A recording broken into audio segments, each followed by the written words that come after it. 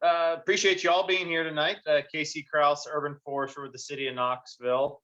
And as we are going to be talking tonight, I am a ISA board certified master arborist, certified arborist with the International Society of Arboriculture, and the urban forester for the City of Knoxville. Been here for about 9 years now. So we will talk a little bit about, what it is to be an arborist and help you all out and trying to distinguish the difference between all those folks who do tree work across the City of Knoxville and trying to make the best choices when hiring a tree professional. So we'll talk about that and how you can go about finding those professionals and weed through the professionals from the non-professionals. So again, if you have any questions, feel free to ask any questions or type in the questions, and Tracy can ask the questions as they come.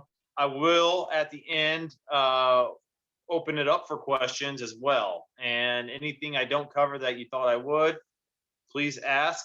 I'm sure I'll have some sort of an answer for you. And if I don't, I will get you an answer. So, and again, we're going to be talking about hiring an arborist. So exactly what is an arborist? I think this is oftentimes confused amongst a lot of people. And who is an arborist? That term is widely used, and I think a lot of folks use that just in the general sense if they're working on a tree. From a layman standpoint, most people aren't going to be able to weed out those professionals from the non-professionals out there. An arborist, essentially, from a general standpoint, is going to be anybody who does tree work on a tree or a woody plant. Could be vines, could be shrubs, things like that as well. And I think oftentimes people think that all arborists are somebody who gets up into a tree and is using a chainsaw or some type of equipment to either prune a tree or remove a tree. And there's a lot of different things that arborists do. And just because somebody is doing work on a tree does not necessarily mean they're an arborist. There's different levels and credentials that come along with being an arborist and we'll talk about that. As I mentioned before, I'm a ISA certified arborist and an ISA certified master arborist, and there are several across town that have those credentials, and it's very easy to find those individuals if you know where to look. So I will be able to help you guys with that. So a couple of pictures there, and I don't think if I were to ask you guys, who of these four are an arborist, if anybody would be able to tell me one from the other, if who's an arborist, who's not, and who may be doing things wrong and who may be doing it right. And I'm not expecting you to know that. And it's very hard because there's so many people out there that do tree work. It's very similar to lawn care. If you have a lawnmower, you can call yourself a lawn care company. If you have a chainsaw, it seems to think that you can call yourself a tree care professional. And there are individuals that have gone through and done extensive amount of training and hold themselves to a certain level of professionalism and work by a certain code of ethics that do set them apart from a lot of other folks. So we'll go through that as the slides move forward here. So stepping back with the state of Tennessee, and it's not true for all states across the United States, but tree work regulations in Tennessee, the state of Tennessee does not have a state license for tree work. You'll often see that with tree care companies that say that they're licensed and insured. Typically what they're talking about in those cases are that they have a business license. It doesn't mean that they have a license a step up from one tree care company from the other. Essentially, they hold a business license for wherever geographic area that they're working. There is no state license for tree work in the state of Tennessee. If you have a chainsaw or you have tree equipment, you are free to go about and be for hire as you feel fit. And so I just want to make sure that everybody's well aware of that. If you're seeing that somebody is licensed um, and insured, it means that they have insurance for work that they do for their business and that they have a business license. It does not mean that they are necessarily a tree professional by any means, or that they have 25 years of experience, or that they have been through any certain level or credentials that show that they are a professional tree care company by any means. So just keep that in mind, as that is one of the most widely used pieces of advertisement that I see across the city of Knoxville. OSHA regulates tree work and forestry work. They, those companies that employ more than 10 people. And as you may guess, that a lot of tree care companies do not meet that credential or meet that requirement of having 10 people. And so they don't typically are regulated by OSHA as well. So those companies that do have more than 10 people are, do fall under that OSHA regulations, and would be, regulated under those guidelines. So just something to keep in mind, that there are not a lot of regulations when it comes to the state of Tennessee as far as who is allowed to do tree work. And this is where I will tell you that tree work is one of the most dangerous professions out there. And so when hiring somebody to do this work on your property, I would really encourage you to make sure that the individual does have some sort of credentials, or has some sort of professionalism, that they are going to meet the expectations and not put yourself into a bind. Licensed insured is great, but for $15, anyone can start a business, and it's always good. Best, are they really being insured? Are they doing that on your interest or for their own interest? So there's not much when people say they're licensed and insured that really is looking out for the best well-being of the people who are hiring them. It's mainly about themselves there. Any questions before I move on with this? I will tell you that there's a lot of states that do have state license requirements. Massachusetts, Louisiana are a few, but oftentimes most states do not. And that is why in my profession, I believe that it's so important to have an overarching body like the International Society of Arboriculture that does set apart those individuals who do tree work from those individuals who have gone through some sort of testing, and showed some type of professionalism that sets them apart from just anybody who's out there operating and doing tree work.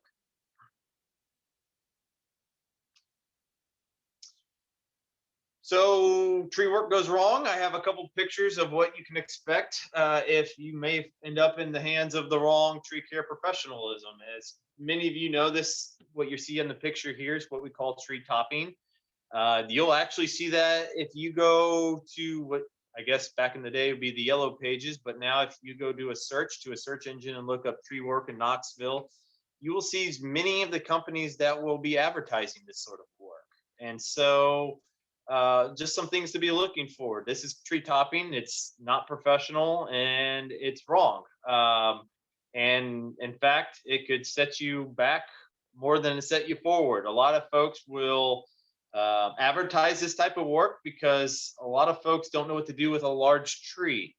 And we'll talk about that a little bit later, but there's a lot of practices and items that could be done to manage a tree that's tall. If you're worried about a particular tree and how tall it's getting, there's items and professional work that can be done to manage that without topping the tree. And so one of the first red flags is if you see a company that is advertising tree topping, I would be very concerned and put on the brakes before choosing to hire that individual company. That's what a tree looks like after a couple of years after it's been topped. It starts to grow back. Those little sprouts can be a huge problem down the road. In fact, they're really weak branch unions and can cause a lot of problems as well. So they're not really managing the size of the tree. If anything, they're actually putting gasoline on the fire, and the tree's going to respond to those cuts, and it's going to grow back faster and taller than what it was before you had it topped. So you'll be back to this in no time, and really you're going to set yourself up with a lot of issues down the road. So that's one of the big things I always look for, red flags when hiring a company, is tree topping. Tree work goes wrong as well. So there's a lot of folks out there that with a chainsaw, they will attempt to try and drop a tree or do tree work, and it ends up the wrong way. I can't, and we do this when we do our chainsaw safety class. I show the folks who are going through that class, all the employees at the city of Knoxville, videos. And I usually find something on YouTube or another social media place like that. And so, tree work's gone wrong. And I would encourage you guys to go to one of those social media platforms and just type in tree work goes wrong, and it will be unbelievable the number of videos that you will see of trees falling on people, houses, structures. People are posting these things because it's funny or whatever it may be, but just think about if there's that many videos of the folks that are able to see, you don't see that with a lot of other professions. A whole 45-minute segment video of tree gone wrong, and I guess you might see that with tree haircuts gone wrong or something like that. You might see a lot of bad haircuts out there, but it's think about it. The state requires an individual who's cutting someone's hair to have a license, but not somebody who's doing tree work. And so that can get kind of scary when it over and over is typically one of the top safety related occupations out there, as far as people with injuries, people with fatalities doing this type of work, and it's not regulated. So it's more than ever and very, very important to make sure that you get the right individuals working on trees on your property. See this oftentimes, the guy with the chainsaw and the person looking on. A couple things about this picture. One, when you're looking at professional tree care, taking care of your job site is very important. You would never expect this. Another thing I see on the picture like this is, there's no PPE, personal protective equipment being used by the individuals in that picture. No hard hats, no chaps. There are some gloves. I guess this individual has glasses, but that's a lot of issues going on right there, and a lot of things that could go wrong with doing work around that. So, and I will tell you, and I'll point this out later in the picture, a lot of these tree care companies, or I would say tree companies, have websites, and you can get on there and you can find a lot about that information about a company just by looking at pictures of work they've done. They'll oftentimes will show pictures of their employees. And my take on this is, if the employees, if they don't care enough to provide PPE and make a requirement for their employees, are they really going to be looking out for the consumers who are actually out there doing the work on their property? And so it's something I always tell folks to look at as well. If they show up and they don't have the right protection measures in place, you might think twice about hiring those individuals. And I can't tell you enough, again, how often tree work goes wrong. And by shorting yourself and hiring a non-professional, this could be the job site of the individual who's working on your trees. This happens quite often, and it happens here in Knoxville. I think it's hard for us to get through a year where we're not seeing this on the news and I'm not talking about a tree falling on a house. I'm talking about somebody who hired somebody else. That individual's in a tree, working in and around a tree, and either gets injured, we have a fatality, or may end up on the 6 o'clock news of something going wrong, and it puts a bad light in our profession, because a lot of these folks, are doing things that may have not have been done through industry standards, and things may have gone wrong and ended up, in the situation that they're in. Oftentimes you'll see folks stuck up in a tree, having to be rescued from a tree. I can't tell you how many times we've had to close roads in Knoxville because of a company that has put themselves in a bad situation and then put the public in a bad situation. Had to walk away from a job, and we have to close a road because they've left the situation unsafe, and we're left having to clean it up because they don't have the experience and the credentials that is needed to do tree work, and they got into themselves a job that they weren't able to take care of, and it gets ugly really quickly. And oftentimes you don't want to see this, but fatalities do occur in the industry, and it's not just a matter of using chainsaws, it's all the other stuff that goes along with it. There's struck bys where people are, think about, they're dropping things from trees, branches from trees, people are hit. There's electricity, utility lines that are in play, and this is a common occurrence that you see all across the United States, just because it's such an unregulated industry. Think about plumbing and electricians and a lot of other professionals, like I mentioned before, hairstylists. You got to be licensed to cut somebody's hair, but you don't have to be licensed or have any sort of credentials to do tree work. And that's where we have a lot of issues across the state of Tennessee.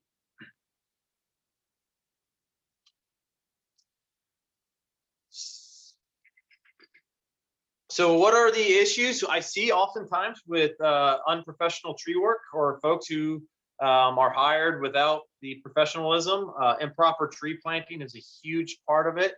I think oftentimes folks will hire a landscape company and expect that the work that the landscape company is going to do, because they may be a large company, they've done a lot of work and it looks great. I can't tell you enough. There's a lot of landscape companies that don't know how to plant a tree. I work closely with Trees Knoxville, and I always tell people there are a lot of volunteers that are not for hire that do that come to these tree planting events that I would trust more so than a landscape company putting a tree in my own yard. So a lot of our volunteers have very well experienced in being able to do it and know, but when it comes down to it, an arborist and a professional arborist would know the difference between proper tree planting and not proper tree planting. And so that's always something we see. Tree topping, I've already mentioned that. That's something that's very common. I am yet to find a certified arborist in town that has done tree topping. I'm sure there might be a story or two of where that's been, but I'm yet to see it done. And so right there, you can weed out professionals when you see somebody doing tree topping. Improper tree mulching is another thing that you see all over town. Crepe murder, which is that picture down there on the lower right-hand side. A lot of folks will prune their crepe myrtles like that. Again, there are ways to prune a crepe myrtle by what we call tipping or tipping back the tops and not result in trees looking like that. A lot of false advertisement that we see. I've already mentioned that. Folks that are out there calling themselves arborists, but they're not. Improper tree risk assessment is another thing that I see. And when I say that is, there is, and we'll go through all the credentials here in just a little bit, but there's a lot of folks out there that will sell themselves on being able to tell you whether a tree is dangerous or not. And oftentimes they will just say a tree needs to be removed because it could potentially fall.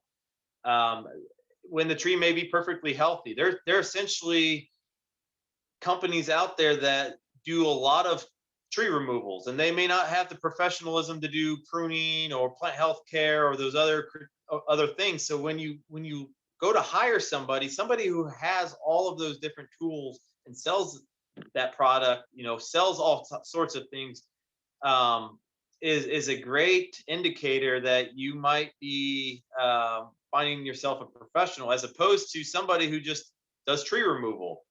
If that's all they do, do they really know the difference between a healthy tree and an unhealthy tree, and are they giving you good advice? And so you will find that oftentimes a non-professional, when you go to hire them, will tell you, because it's an easy service to sell, oh, well, that tree's going to fall. It's not healthy. We need to remove it. So here's a price quote for going ahead and remove that tree, when it may just need to be pruned for, a third of the cost of what it took to remove the tree.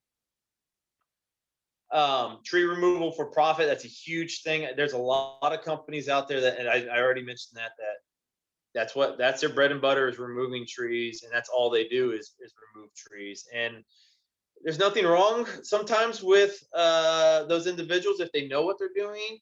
But if you don't have a arborist or a certified arborist as part of that conversation, you may be getting bad information from them. And that's something I'm going to go over, and how to identify those individuals.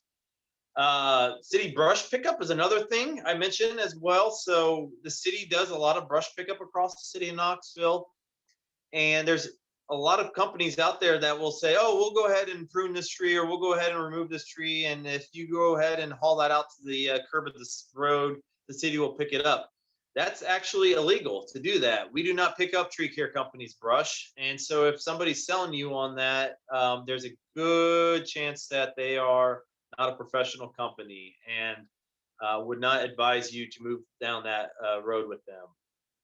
It's always often difficult to have those conversations with those individuals, because the week before, we came by and picked up a couple of their clippings from when they threw a bunch of branches on the side of the road.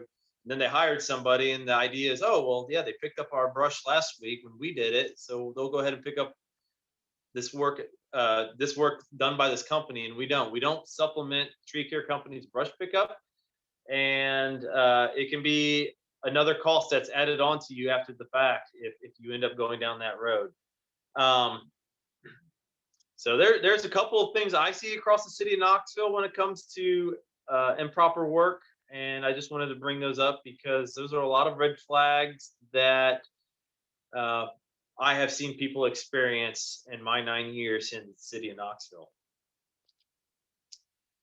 So what is an arborist versus ISA certified arborist? An arborist is essentially, for its definition, is an individual that specializes in planting and maintenance of trees and other woody plants such as vines and shrubs, as I mentioned before, and focuses on the health of the tree and the safety of trees as well. Oftentimes, tree removal is going to be the last thing that they're going to do. Obviously there's a lot of reasons why we might want to remove a tree. You might be putting in a new pool and things like that, but oftentimes tree removal's that last thing on the list, as far as options when trying to save a tree.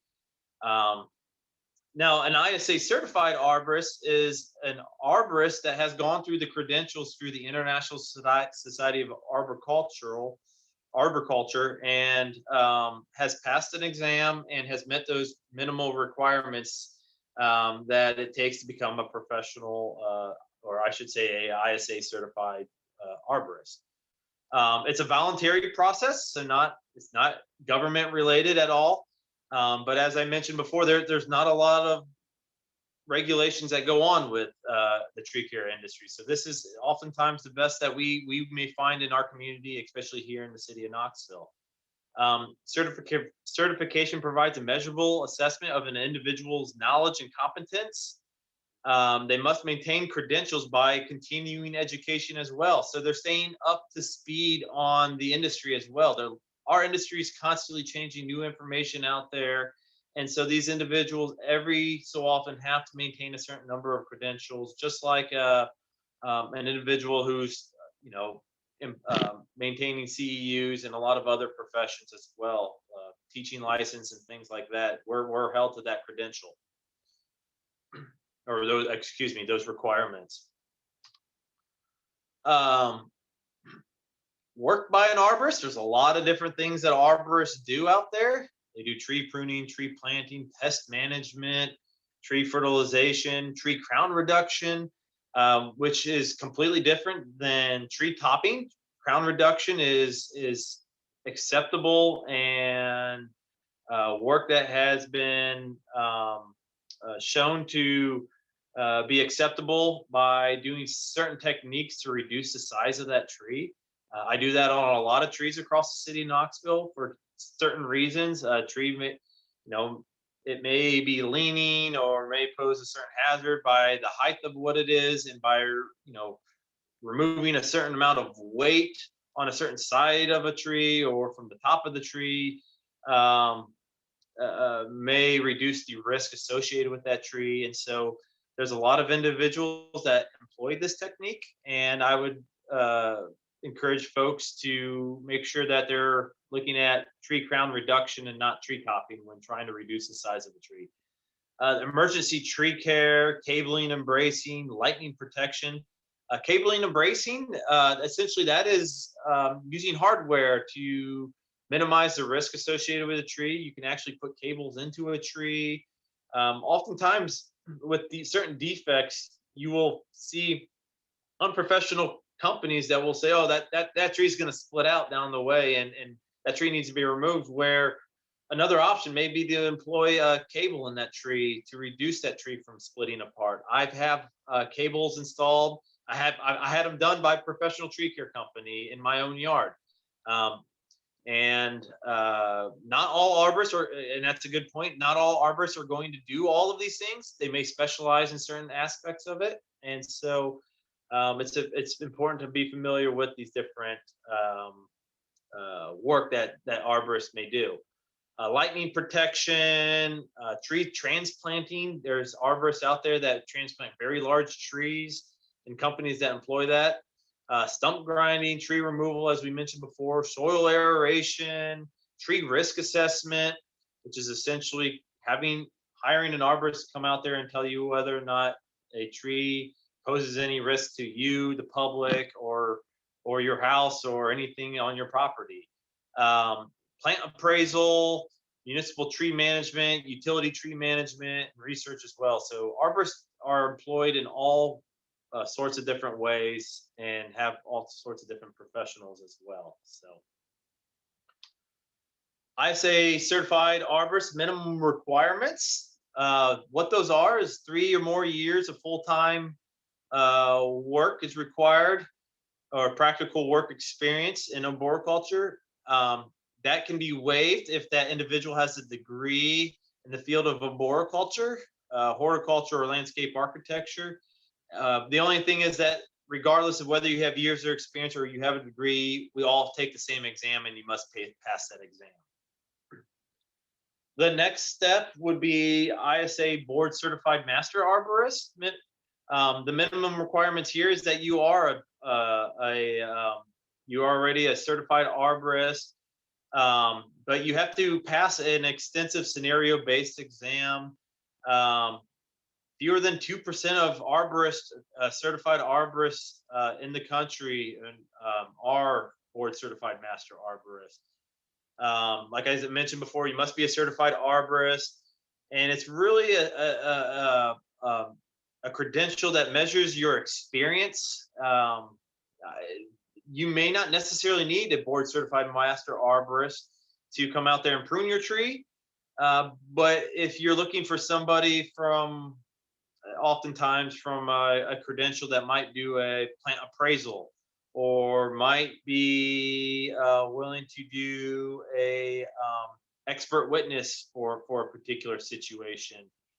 That's oftentimes where you might be relying on a board certified master arborist for those sort of jobs. They all typically have formal education and have years of professional experience. There's years of requirement before you can even take the exam when you're going to take a board certified master arborist exam.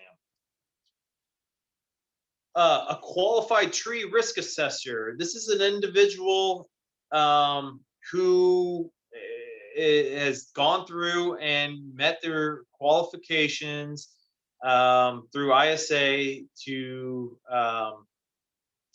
do a tree risk assessment. This is a qualification and not a certification. So that individual has to every 5 years go back and retake an exam, a written and a field exam. So very important. So if you're looking to have somebody out on your property just to see whether a tree's safe and whether or not the trees pose any risk, these are the individuals that you need to be looking at, those individuals who are qualified in doing tree risk assessments.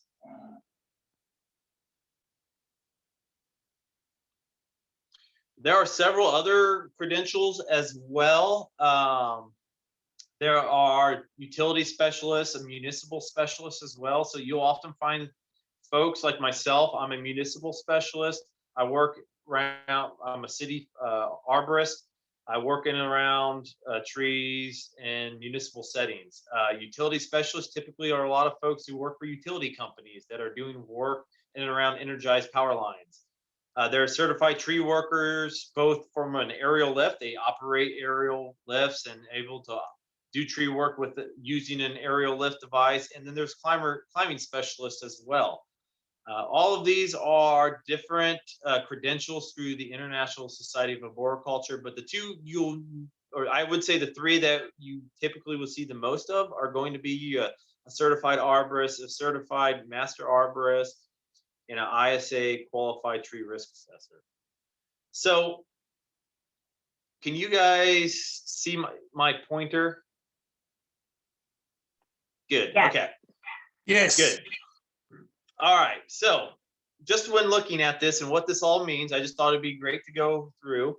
Typically, the way it works is that you should typically see somebody's name, such as John Doe, or like myself, like Kasey Krouse. And they oftentimes will have what they are below that: ISA board certified master arborist, or an ISA certified arborist, or ISA utility specialist. And they usually coincide with the trademark. They should coincide with the trademark. You should see that. They also down here as well will have a number associated with it. So that first one is what the chapter they were certified in. So for this one here would be the Southern chapter. They'll have the number, which is which number they are in that chapter and what they are. An A would be a certified arborist. A BM would be a board certified master arborist. So if you're looking at this one, this would be this is actually my credential. I'm Indiana 3243 BM. I was certified in the state of Indiana, and that's my number, 3243, and I'm a board certified master arborist.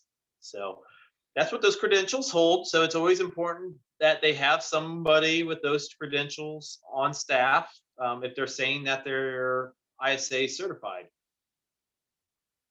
And they should be able to provide you that information if you ask. Questions before I move on? So when hiring a professional, and we're going to go to this website and we're going to work through it. This is a great website I always tell people to go to. It's treesaregood.org. And you can find yourself a professional. You can type in your zip code and I'll show you how to do that. And you can find the individuals. If somebody's saying they're certified and you're not too sure that they are or not, or they're saying they're an arborist and you're wanting to double check, you can actually verify their credentials if you like. And you can type in their credentials and make sure that they are indeed certified. So we'll go through that here. I'm going to actually link into this website and go over that at this point, and then we'll come back to this. You know what, this is my last slide, so we'll I'm just gonna go do this and then we'll jump into that website. Tree work in Knoxville and East Tennessee, some things to look out for when hiring folks. Companies that ask for payment in advance is a red flag. That I've already gone over, that licensed and insured. You know, that's all they're saying is that they paid that $15 or whatever it is to get a business license. You'll see people say that they're a certified arborist or they're an arborist, but they're not showing that they're an ISA certified arborist. And that's important because that's copyright and trademarked. And by saying they're certified arborist, they're, you know, it's oftentimes can be daunting to know exactly what they are certified in. and what that means, because an arborist is a very general term, as I mentioned before. Family owned and operated, you see that one thrown around a lot. Nothing wrong with being family owned and operated, but that's not necessarily what you should be hiring a company based on. Check the website, social media. Do they look professional? I already mentioned that as well. It's unbelievable. It's kind of comical sometimes, some of the stuff you see on somebody's website and what they're trying to sell. If there are a bunch of folks in shorts and t-shirts sitting on top of a roof, cutting a tree, it might be a red flag for you to move on to the next company. And then I always like the hard hat check. I think that, as I mentioned before, if a company's willing to invest in their personal protective equipment for their employees and make it a requirement for their companies to wear protective equipment, that's great. And if they don't,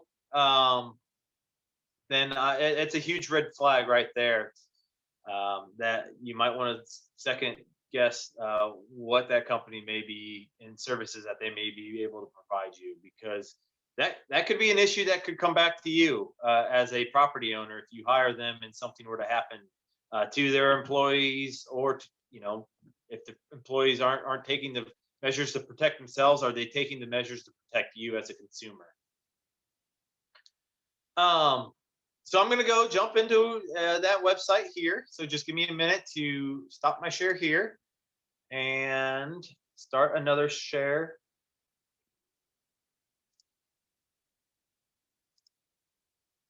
All right.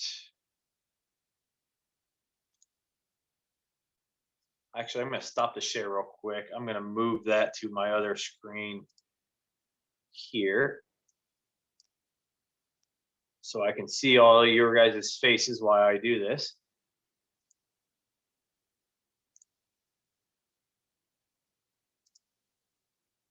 All right, can you guys all see this screen of the Trees Are Good website? Good deal. Getting some nods, so I think we're good. So when you go to that website, you'll find this, and it's a great website just in general for folks who are consumers to find a lot of information. There's a lot of free downloads and technical information about trees. I always encourage people just about how to hire an arborist, but also about proper mulching or about proper pruning, all of those sort of things that you can go to and find information about. The two that we're going to talk about today is to verify a credential and how to find an arborist. So if you click on find a professional, you can do a search, and you can search by name, or most people, if you're looking for an arborist or trying to find an arborist, you're not going to know the arborist's name. So I always tell people to go search by that location.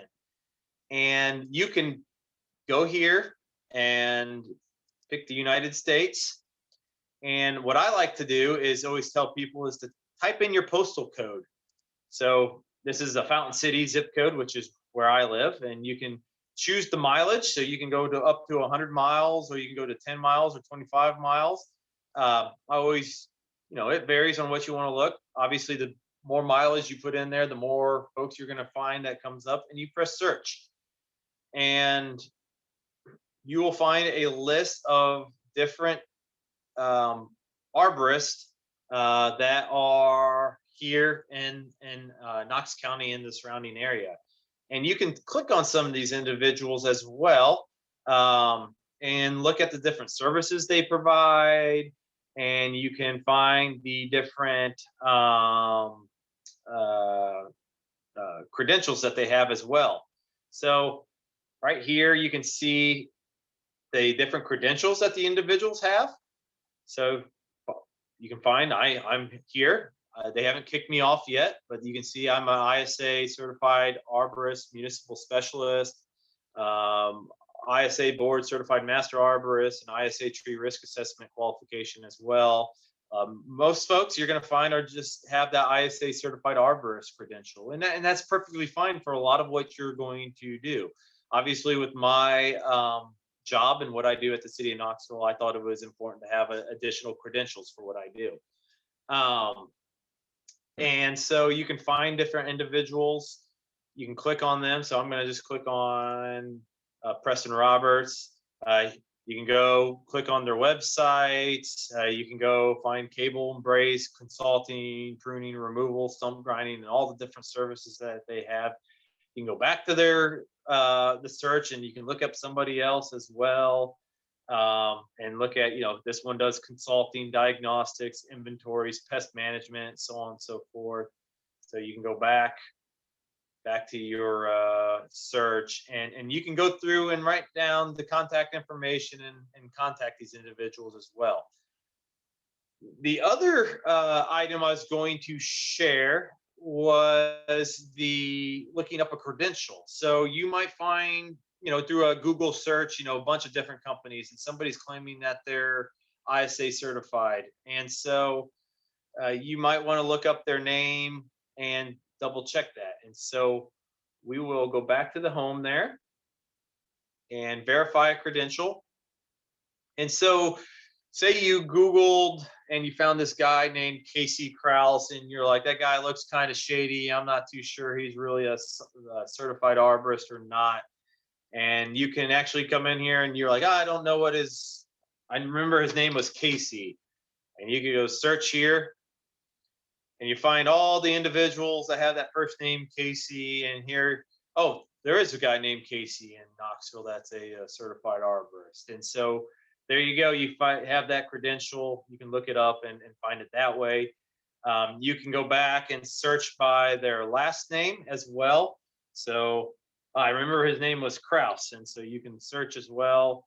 And all the certified arborists with the last name Krouse, which I'm very surprised, there's 3 individuals with my last name that are certified arborists across the United States. And you go back to search, and you may have a credential as well that they're advertising. And so you might be able to type in that credential and search as well. So I'm going to type in mine, and there you go.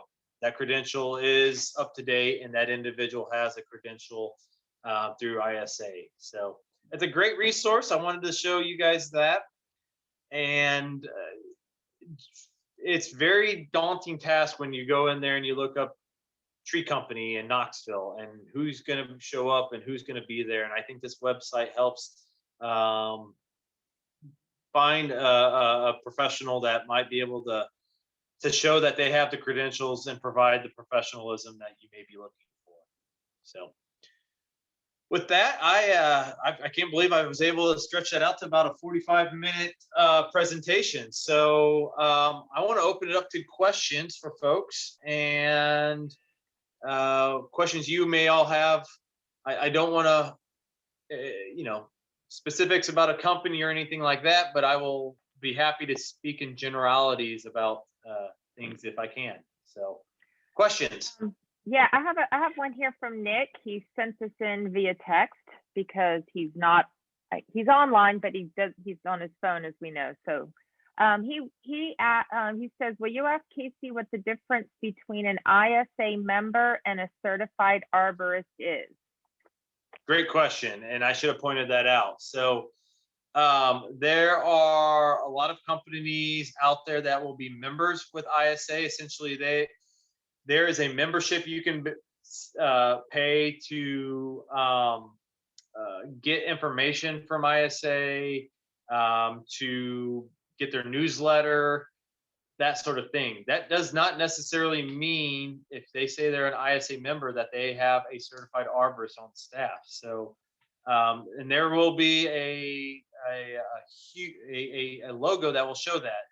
It will say ISA member, meaning that they pay dues. They pay their yearly dues to get the newsletter and get information as in regards to the International Society of Arboriculture. It does not mean that they have passed the credentials and that they are a certified arborist. Good question. Very good question. And I think if I click on myself, I don't know if I'm still sharing. I think I am. Well, I can't click on my name. I'm looking the other way. You can click on it. It shows that I'm a member of ISA as well. So Great question, Nick. What other questions we have? Threw a lot at you all. In the comments, it says, please discuss cost. Cost. Yeah. So costs are going to be vary a lot of times based on services and experience and individuals. You're going to often find just as you would with a pest company, that, if you're trying to treat ants at your house, you may find different services and things like that, and the cost may be different from one company to the next. And so you will find that there are certified arborists that are going to be cheaper than others.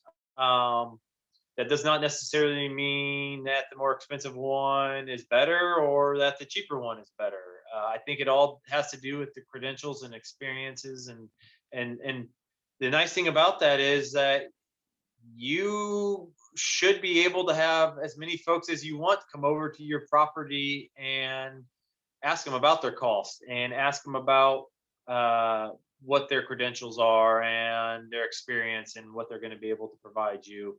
And just as with any other industry, be able to weed them out accordingly. And you might find that the higher company may be somebody that you want to pay for, because they have, the certain services that the other ones may not have. And so that might be a way to, weed out one company from the other and who you want to do work with. So cost will vary. I will tell you this: if they don't have the credentials, I'm not gonna lie and say that it's gonna be cheaper oftentimes to hire a company that does not have, because they haven't gone through those credentials, or they may just be a company that's just hiring individuals off the street to do tree work for them. But my question is to you is that necessarily something that you want to have, that you want to hire on your trees? That, just keep in mind, once it's done, it's done. There's not a lot of going back with tree work. And so if that company doesn't hire certified arborists, or have one on staff, they may just be a rotating door of tree workers and just be putting somebody in there just to get a job done, and you may not get the work done the way you want it to. So I would not discourage you to go through the lowest bidder when it goes to things automatically. I'm not sitting there saying the lowest bidder may be a good opportunity, but it may not necessarily be the right choice. So Kasey, what is the typical hourly rate, like as a ballpark? What's the sort of like ballpark hourly rate, the range that it sort of would probably be? Yeah, so it's not unheard of to get anywhere from that, that $70 to $150 an hour mark for work hour, depending on what they're doing. So, if you were to, and it all goes into a lot of other things as well. So, if somebody comes by and says, hey, it's, we're gonna quote you for $550 to remove this tree. Will be done by noon. You can kind of get an idea. If everyone else, is saying, $1,500, $2,000, whatever it may be for the tree removal, I might be kind of skeptical about why that individual is doing $500. Are they picking up the brush? Are they taking it away? Are you signing something that says that you're responsible for the brush? Those are things to be looking out for. So it's going to be all over the board, Fred, based on different services and their credentials. If you're hiring an expert witness, that could get very, very expensive. If you're involved in a lawsuit, or you're thinking about getting involved into a lawsuit of something that happened on your property, that could get very expensive very quickly. So it's hard to say what those rates are going to be, because a lot of that depends on services. But yeah, I've seen rates go from anywhere from, $50 a man hour all the way up to $150 a man hour. So I noticed on the website too, they didn't actually give you the range that the arborist sort of works in. I've had a lot of people contact me from Tellico Village. They're looking for an arborist, but you know, they're all Knoxville. No one's wants to go down to Tellico Village to do. I suppose you just have to contact them to see what range that they would be prepared to work in, I suppose. Yeah, usually that range that's almost kind of like their own website that they can set, and they can set those ranges in the areas they work and they're expert, that area. So if you find somebody that shows Tellico Plains or whatever, that typically they've set those. There are individuals that will state which areas that they specialize or where they will do work in. So that's a good question, Fred. But the individual arborists set those essentially that web page on Trees Are Good. So it's not ISA. They have their username and password, and they can set the services that they want to provide in the areas that they want to do work in. So. All right, there's several questions in the chat. Is there any advice you have for someone meeting with an arborist for the first time? For example, good things to mention, questions to ask. How can we make the most of our time with them? Yeah, so I will tell most folks that, just as there's different, a lot of it begins at the phone call, and you've got to make sure you understand what you're asking for first place. You may already know what you want. You may want your tree to be pruned, you want it to be removed, and you're just trying to get quotes for that. You may not know what you want, and that's oftentimes where I find people struggling with is they don't know whether or not a tree needs to be removed or whatnot. And so at that point in time, you want to talk to somebody on the phone that is ISA certified, and that's going to be held to that code of ethics and going to come out there and be able to have that conversation with you. And that's the first thing. The conversations you should be asking about, don't be shy. What other areas have you worked in? What other clients have you worked for? What type of work do you specialize in? What are the main types of jobs that you do on a day-to-day basis? How many employees do you have? What's the average age or range that your employees have worked for you? Are you a place where folks have been there for 15, 20 years? The one thing I'd be very nervous about are relying on testimonials on websites. Those things are all over the board, and anybody can write whatever they want on testimonial. So don't go off of those. Talk to those individuals. Can you provide me some referrals of some of your customers? If they can't provide you some of their customers, repeat customers, then that is a red flag. I think that if they've done good work and done work for folks, there's no reason why they couldn't give you a referral of somebody that they've done work for. The other thing is mention ISA. What is your ISA credential, and what is your number if they're saying that they have a certified arborist? Who is that individual who is credentialed as well? Are you the individual who's credentialed? And is that individual who's credentialed going to be on the job site as well? So those are all things that I would typically start those kind of conversations to try and figure out information on who's going to be doing the work.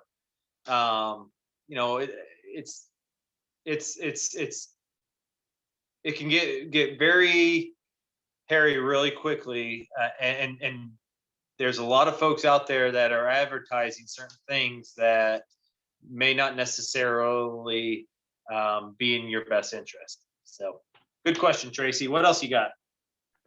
Okay, that wasn't my question, though. That was Mary Woody's question. Dale's phone is saying and asking, how easy is it to diagnose disease and insect damage on site? Do arborists often have to send off samples of trees, or is it most often diagnosed on site? And then he also says, I've seen that at Baker's Creek, the newly planted pin oaks, the terminal limbs appear to be dying back. So how easy is it to diagnose insect damage? Can you do it on site, or do you have to send it off? That varies. So there are certain pests and diseases that they may take a lab. They may want to do a soil sample as far as what's going on down below the tree. And so that is something that they should be able to communicate with you, whether or not it will take time or not, and whether something's going out from a lab. I will tell you that there's oftentimes a lot of diseases and things that can be easily spotted initially just from the site visit. If I came out on a job site, somebody were to ask, okay, what's going on with my ash tree? I went out there, I saw a lot of dieback, I saw D-shaped exit holes on there. I would be able to say that tree's got, emerald ash borer, and if it's 50% dead, I would say you need to remove that tree and be able to provide a quote for removing that tree. Other things may not necessarily be the case. Bacterial leaf scorch may be a problem where that may have to be sent out to a lab, like with pin oaks, and tested to see whether or not that's really bacterial leaf scorch or what it is.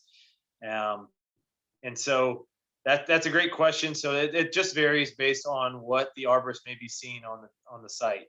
But yeah, they will probably communicate that with you, because that's usually a cost that's going to be coming from the consumer and not the company. But some companies do provide that full service and will do lab testing for free. So it just varies. All right, so the comment from Dale was actually kind of a play off Susan's question. She says, I have several pin oaks dropping leaves. What is the cause? And that's when Dale said that he has seen at Baker's Creek, the newly planted pin oaks, that the terminal limbs appear to be dying back. So what's up with the pin oaks, Kasey? Bacterial leaf scorch is typically what I'm seeing right now. I'm telling you, pin oaks, not a good choice of trees to be planting. I'll tell you that. So other than that, there could be a lot of different issues going on right now, and without seeing it, again, might be a huge problem diagnosing something over the phone, or although that's going to be probably some new way of doing things, is going to be remote visits like we're doing right now over Zoom. You're probably going to see arborists being able to do some of that sort of thing remotely, but it's really hard to diagnose without seeing the site, seeing the tree, and get an idea what's going on. But the main disease I'm seeing right now in Knoxville with pin oaks is going to be bacterial leaf scorch. Good question. There's nothing else in the chat. Cool. Is there any questions that folks have? Go ahead and take your microphone off if you have a question. We're at an hour. I will stay as long as there's questions. So.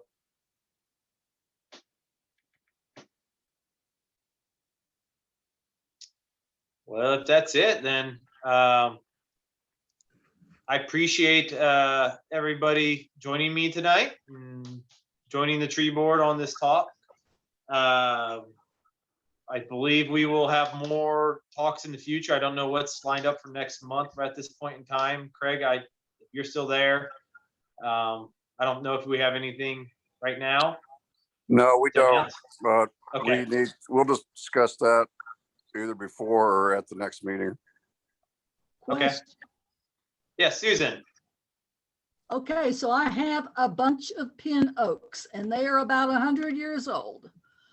And I am seeing all these leaves just coming down out of the trees, and I have never seen that before.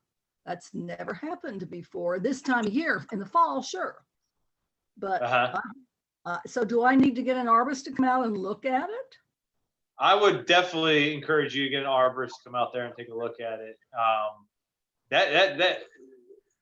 Are you seeing it this time of the year? The leaves are falling off. They're like all right now, or yes, they're dead, falling down out of the trees. And like Gotcha. I said, we're 100 years old, and I probably have what 6 or 7 pin oaks in the yard. I mean, the yard is treed with pin oaks. Yeah, I would definitely. That's you've got that right. I mean, that's where an arborist is going to be able to come out there and assess the situation and give you some advice on which direction to go. And that's why it's really important. You right here in this example is a great reason why getting a hold of a ISA certified arborist, because if you don't, and somebody comes out there that they may be just telling you, giving you costs for removing the trees, and that may be the only arsenal that they have on their in their toolkit. And so getting a ISA certified arborist out there, look at the problem, diagnose the problem, and be able to move you through a plan on how to best move forward is your best interest at this point in time. So unfortunately, like I said, it's really hard to do those things remotely. And I hate to tell you one way or the other, that's definitely bacterial leaf scorch. I will tell you this, bacterial leaf scorch tends to be a late season issue. You usually start to see leaves die back later in the season, usually late July. So the fact you're seeing stuff going on in mid-June, it might be something else going on there. So Diane brings up a good point in the chat. She's wondering, could it be cicada damage? Well, So I don't know. I mean, that's just a question that Diane Warwick, who's a state forester, is wondering if the damage to your pin oaks, could it be cicada damage? Are you seeing cicadas around them? yes, I have thousands of cicadas. I mean, I am the capital of cicadas. Yeah. In this well, that very well may be the issue that you're seeing this year, because you'll see that a lot of times. I was just at a friend of mine's over the weekend, and I didn't have a single cicada in my yard. I've yet to see one. I have 2 acres in Fountain City, and I did not see one. But where I have seen the heavy blooms of them, you are seeing dieback at the top from where the adults are laying their eggs in their twigs. So that may very well what you may be seeing. So it might just be worth, I hate to tell you that's the reason, or that's what it is without seeing it, but that may be Diane brings up a very good point there. So. Okay, thank you. And I've read online, Kasey, and you can, of course, correct me because I'm not a certified arborist, but that the 17-year cicada bloom, that the trees, especially if those trees are 100 years old, they've evolved with the cicada. So if it is cicada, there's a chance, would be my guess, that it's not long-term damage. Could that be true? Yeah, usually with what you're seeing with, and that's true for a lot of pests that are causing defoliation. There's a lot of pests out there that impact trees, but not going to be detrimental to the trees. So I expect a lot of what we see with this locust damage is not going to be long-term, unless this tree already had outlining issues. I would expect those trees to, respond well and come back and be ready for the next 17 years from now. You'll see it again. Okay. But I don't want to assume that's what the issue is either. So that's my disclaimer on that. Thank you. Mm-hmm. Any other questions? I know several folks have left, but at